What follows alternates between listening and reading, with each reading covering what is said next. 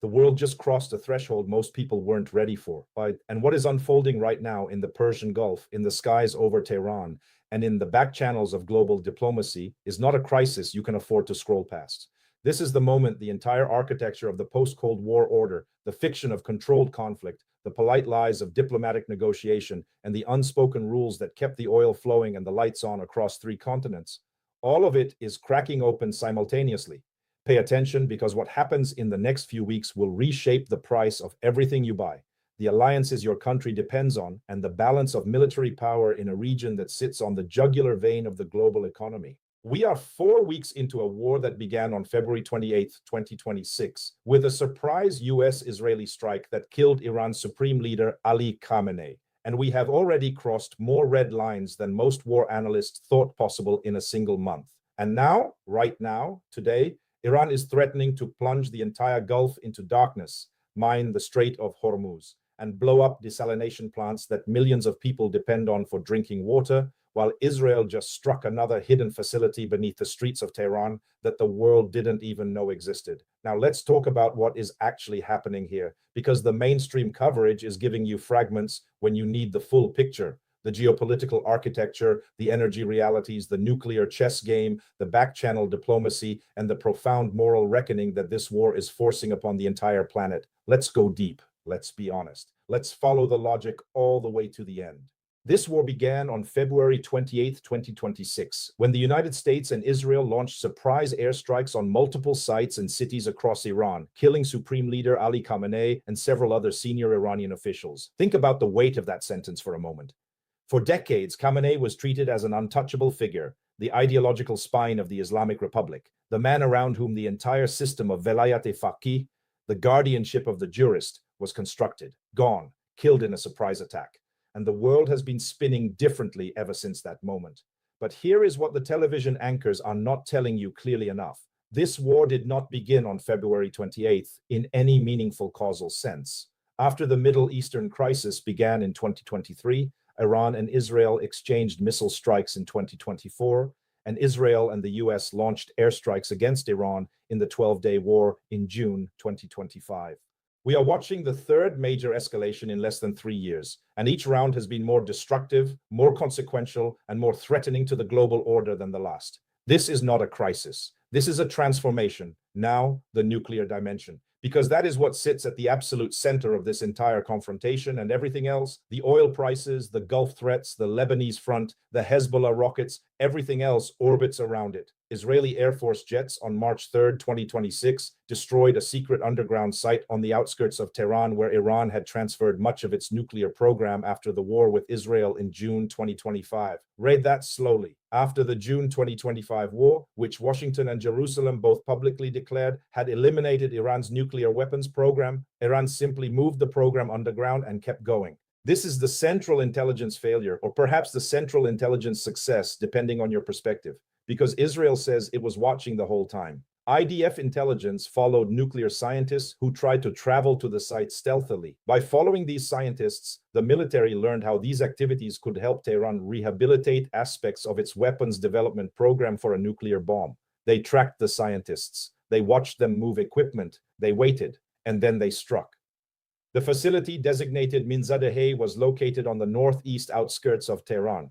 A group of nuclear scientists worked secretly to develop capabilities required for nuclear weapons at this compound. And according to Israeli defense analysts, the question hanging over all of this is whether the scientists were working specifically on a nuclear warhead for a ballistic missile re-entry vehicle, because that is the final integration step that transforms enriched uranium from a strategic card into an actual deliverable nuclear weapon. Before the June 2025 war, Israeli officials had stated they had evidence that the nuclear weaponization team was going to meet with ballistic missile groups, indicating that Iran was moving forward on working on a nuclear warhead for a ballistic missile. This is not abstract. This is not decades away. This is the nightmare scenario that has driven Israeli strategic thinking for 30 years, materializing in real time. And Iran responded. Of course it responded. On Saturday, Iranian strikes hit Arad and Dimona, which are near Iran's main nuclear research center, injuring more than 100 people. It was the first time Israel's nuclear research center had been targeted in the war that began 3 weeks ago. Let that sink in. Iran targeted Dimona, Israel's nuclear research facility, the open secret at the heart of Israel's own undeclared nuclear deterrent, the place that Israel has never officially acknowledged as the center of its nuclear weapons program. This is mirror escalation. This is Iran saying, you hit our nuclear program, we hit yours. The symbolic and strategic messaging could not be more direct. But here is where the situation becomes truly terrifying in its scope, because now we are not just talking about Israel and Iran. We are talking about the entire Gulf, the global energy system, and the economic survival of hundreds of millions of people who have nothing to do with this war. Iran's parliament speaker, Mohammad Bagher Ghalibaf, stated that immediately after power plants and infrastructure in Iran are targeted, vital infrastructure as well as energy and oil infrastructure across the entire region will be considered legitimate targets and will be irreversibly destroyed. Irreversibly. That word is doing enormous work in that sentence. Not damaged, not temporarily disrupted, irreversibly destroyed. He is describing a scorched earth doctrine applied to the energy architecture of the most oil-rich region on the planet. And that threat carries specific, devastating operational meaning. Iranian Parliament Speaker Mohammad Bagher Ghalibaf said Iran would consider vital infrastructure across the region to be legitimate targets, including energy and desalination facilities critical for drinking water in Gulf nations. Desalination plants. The Gulf states, Saudi Arabia, the UAE, Kuwait, Qatar, Bahrain, these are countries where the majority of drinking water comes from desalination.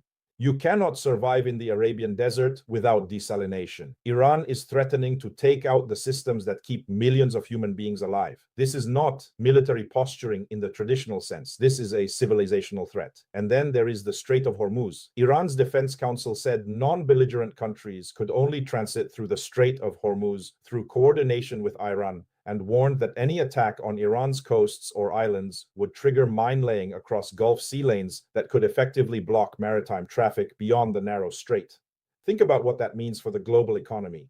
20% of the world's oil, roughly 17 million barrels per day, transits through that narrow passage between the Iranian coast and the Omani coast at its widest point of about 21 miles. Japan gets 70% of its oil through Hormuz. South Korea depends on it. China depends on it. Europe, already hammered by energy volatility, depends on it. Fatih Birol, the head of the International Energy Agency, warned that the global economy faces a major threat from the war's disruption to oil and gas flows, stating that no country will be immune to the effects of this crisis if it continues in this direction. And then he said something that should have stopped every economist and every politician in the world cold. At least 40 energy facilities across 9 countries have also been severely damaged in the conflict, and the current situation was worse than the combined oil crises of 1973 and 1979, which together lost 10 million barrels per day, worse than 1973 and 1979 combined. That is the assessment of the International Energy Agency, not a fringe analyst, not a Telegram channel, the head of the IEA. Now let us talk about what is happening on the ground in terms of the military campaign, because the scale of it is staggering and it is not being communicated adequately to the American public. Since the start of the current operation, Israeli Air Force pilots have carried out about 1,600 strike sorties in Iran and dropped roughly 4,000 munitions, surpassing the total number of munitions used during the previous round of fighting in June, 4,000 munitions in less than a month. And the United States is right alongside Israel in this campaign. Admiral Brad Cooper, commander of U.S. Central Command, said the U.S. had so far struck 8,000 military targets across Iran. 8,000 targets. That is not a punitive raid. That is not a set of surgical strikes. That is the systematic dismantling of a nation-state's military, industrial, and governing infrastructure. The U.S.-Israeli operation expanded to Iran's internal security architecture, striking IRGC, Basij, internal security, police, intelligence, and special forces sites long used to suppress protests, from missile depots and air defense systems to repression hubs embedded in urban neighborhoods. This is where the strategic logic of the operation reveals itself most clearly. This is not purely about nuclear weapons. This is about regime change through infrastructure destruction. By targeting the Basij and the security apparatus, the US and Israel are deliberately attempting to remove the instruments that the Islamic Republic has historically used to crush domestic dissent. The strikes were coupled with cyber attacks on Iranian infrastructure, media, and phone apps, including the Beid Saba calendar prayer app, with messages calling on Iranians to rise up against their government. The cyber attacks resulted in a near-total internet blackout in Iran, lasting over 60 hours with connectivity dropping to extremely low levels. This is a hybrid war being fought simultaneously on the physical, digital, and psychological planes.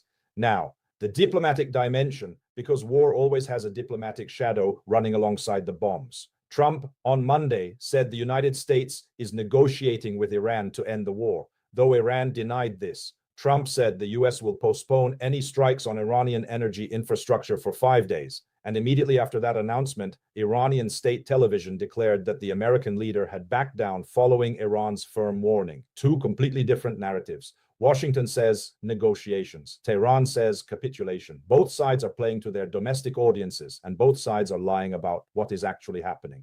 NPR confirmed that back-channel efforts are underway, with regional players working behind the scenes to de-escalate tensions, with Iran's president and foreign minister holding phone calls with officials in Pakistan, Turkey, and Egypt, countries that are transferring messages and playing a role in efforts toward de-escalation. Turkey here is playing a fascinating and deeply consequential role. Ankara has always understood that its geographic position makes it indispensable in any major Middle Eastern crisis. Iranian Foreign Minister Abbas Araghchi spoke by phone with his Turkish counterpart, Hakan Fidan. Turkey has been an intermediary before in negotiations between Tehran and Washington. This is classic Erdogan-era Turkish foreign policy, maintaining relationships with all sides simultaneously, collecting the diplomatic leverage that comes from being the only bridge between parties that refuse to speak directly. Egypt is playing a similarly pivotal role. Egypt's president has traveled to almost every Gulf capital to meet with rulers in the region in recent days, and Egyptian officials said there is an effort to try to lay the groundwork for a 30 to 60-day ceasefire or a détente of some kind to keep Saudi Arabia and the UAE from directly responding to Iran's attacks on their territory and widening the war, because that is the nightmare scenario layered on top of all the other nightmare scenarios. Saudi Arabia and the UAE have been hit by Iranian missiles and drones. Air defenses in Saudi Arabia tracked the launch of 3 ballistic missiles targeting the country's capital, Riyadh, intercepting 1, while 2 fell in an uninhabited area. The defense ministry also said it downed 6 drones headed toward the kingdom's eastern region, home to major oil installations. Iran fired ballistic missiles at Riyadh, at the heart of the world's largest oil exporting nation.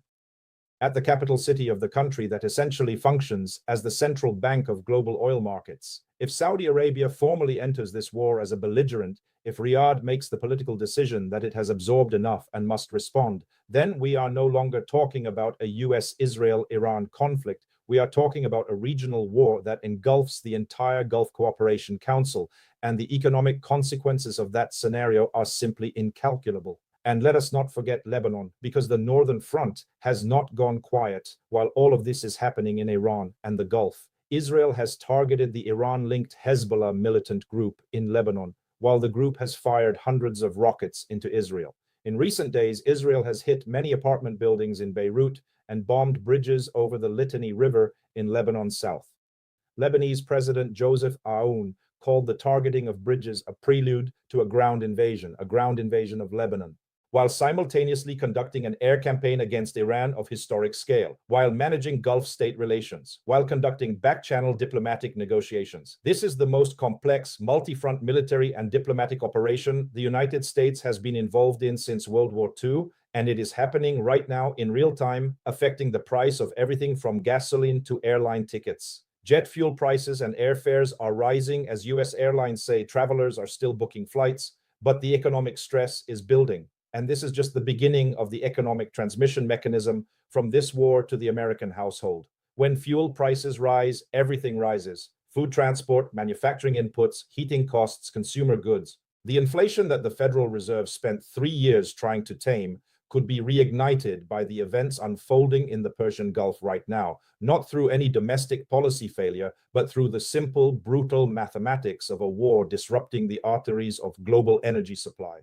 The moral architecture of this conflict is also deeply troubled, and it deserves to be stated plainly without the comfortable evasions of official language. Subsequent attacks damaged military bases, government facilities, schools, hospitals, and cultural heritage sites. The debris from one airstrike damaged Golestan Palace, a UNESCO World Heritage Site, prompting UNESCO to issue a statement that damaging such property violates international law. Thousands of IRGC personnel have been killed or wounded. Civilians have died. Iranian protesters who had been killed by the regime's security forces just weeks before this war began, killed in what the Wikipedia summary describes as the largest protests since the Iranian Revolution, are now living under a war that is killing more of them even as it destroys the apparatus that oppressed them. History does not offer clean moral choices in moments like this. It offers only complexity and consequence. What we are watching is the collision of three simultaneous historical processes. The first is the decades-long effort by Israel and the United States to permanently eliminate Iran's nuclear weapons capability, a goal that after June 2025 seemed achieved, then proved illusory, and is now being pursued with unprecedented military force. The second is Iran's own strategic logic, which holds that the Strait of Hormuz and the energy infrastructure of the Gulf are its ultimate deterrent, the card it can play when all others are exhausted. And the third is the broader reshaping of the Middle East power structure, in which the old order built on American guarantees, Saudi oil money, Israeli deterrence, and Iranian containment is being replaced by something new and not yet fully defined. Where it settles, whether in a new equilibrium or in cascading catastrophe, will determine the geopolitical map that your children and grandchildren inherit. The 5-day pause Trump announced buys time, but it does not buy peace. Iran's clear response has been that it will continue its defense until the required level of deterrence is achieved, with neither the Strait of Hormuz returning to pre-war conditions nor calm returning to energy markets under the current conditions. That is the message coming out of Tehran's strategic communications channels, not negotiation, not surrender, but a declaration that Iran intends to fight this war on its own terms until it achieves a deterrence posture that makes future attacks unacceptably costly for Washington and Tel Aviv. Whether that is achievable given the asymmetry of military power at play is another question entirely. But the will is there, and the tools, mines, missiles, energy infrastructure targeting remain available. The next 5 days will tell us whether diplomacy can find a foothold in this catastrophe. And if it cannot, the world that wakes up on the other side of this conflict will be a fundamentally different one.